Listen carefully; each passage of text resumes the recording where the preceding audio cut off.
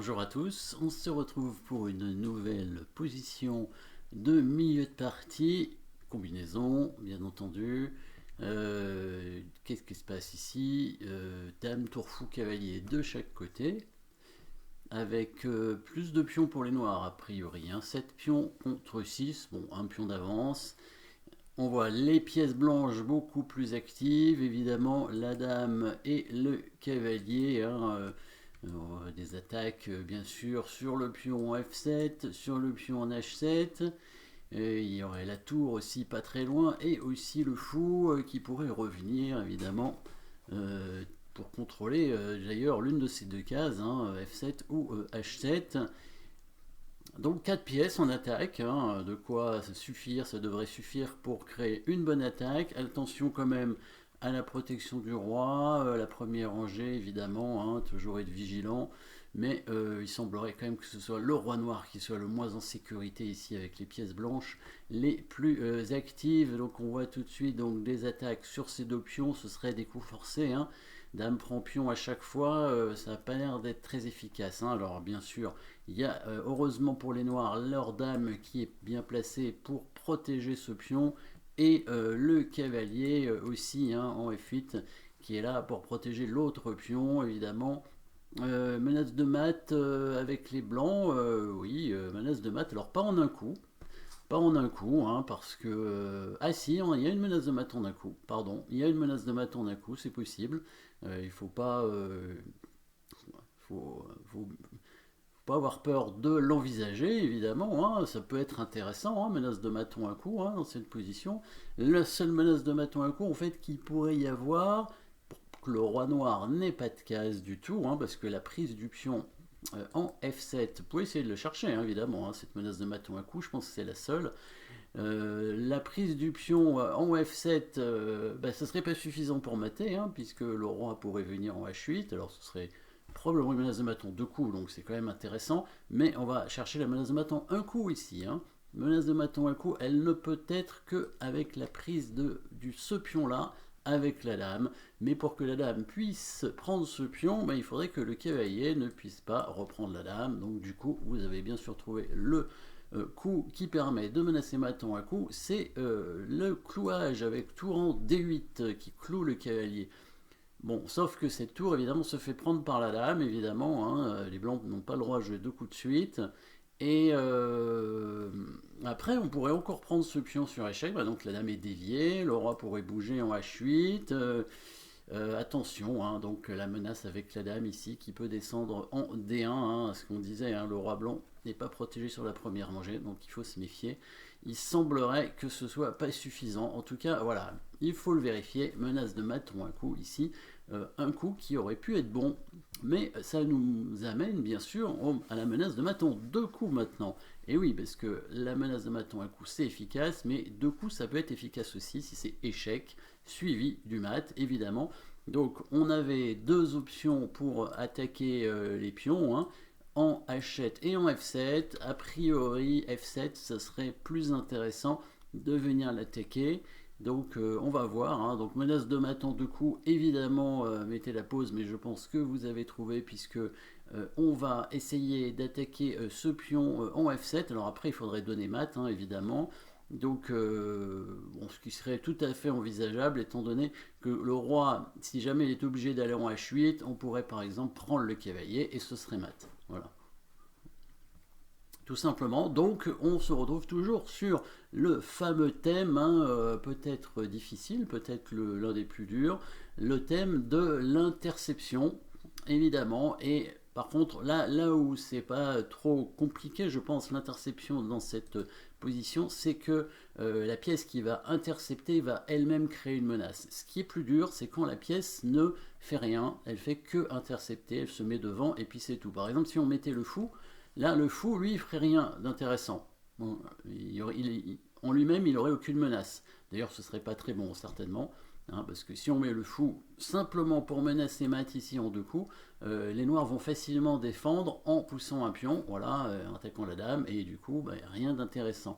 Évidemment, pour faire l'interception ici, il va falloir créer une menace supplémentaire, non seulement prendre ce pion ici évidemment et mater, mais aussi créer une autre menace, donc une attaque double évidemment, attaquer bien sûr la dame.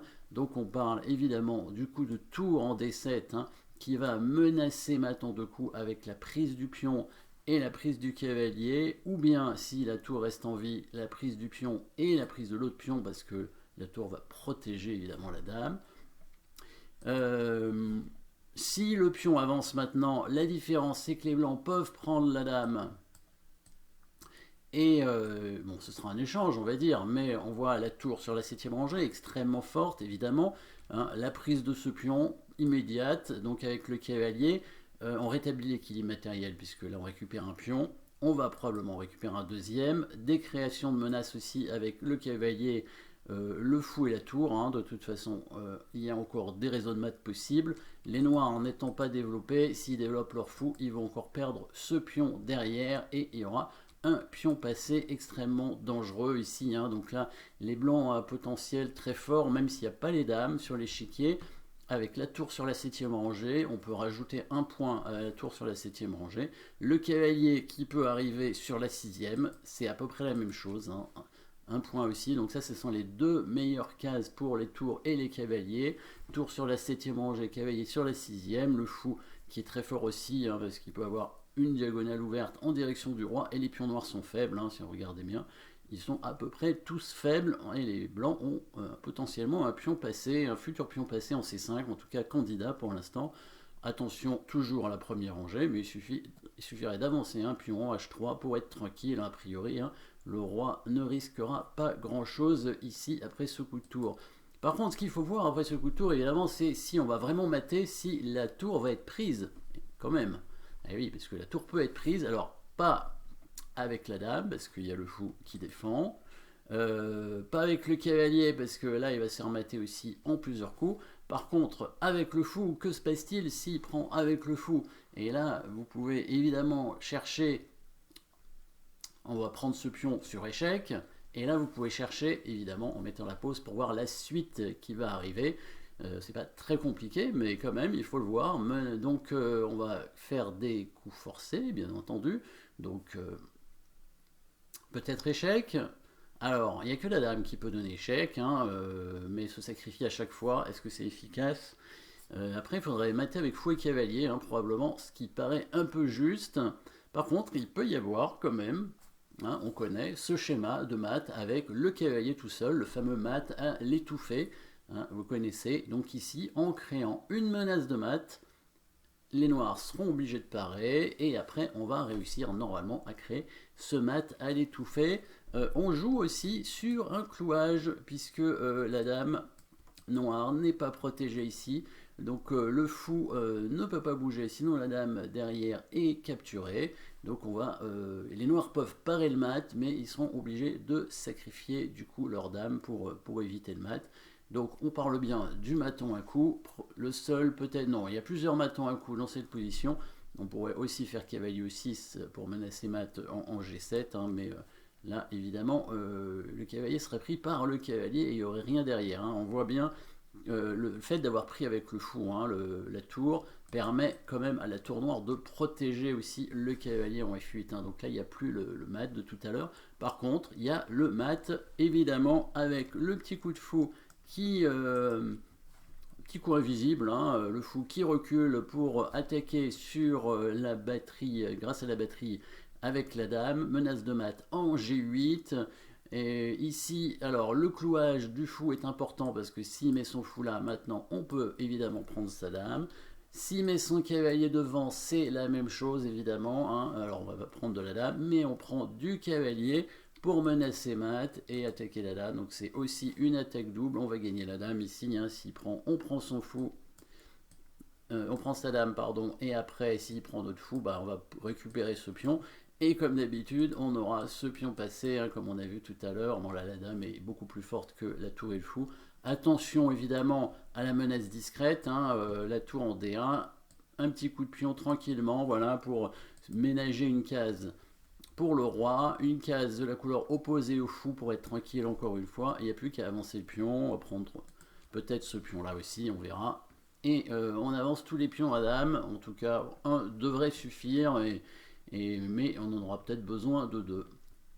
Alors, fou C4, donc dernière variante. Si il bouge son cavalier, évidemment, pour parer le mat ici. Voilà, le fameux mat à l'étouffée, bien entendu, hein, dont on parlait tout à l'heure. Donc là, si vous ne connaissez pas, mettez la pause pour essayer de le trouver. Et sinon, évidemment, coup forcé, dame échec en G8 pour forcer la tour à prendre et le cavalier qui va donner mat à l'étouffer. Voilà, petite combinaison tranquille avec la fameuse interception. Merci d'avoir suivi cette position et à très bientôt.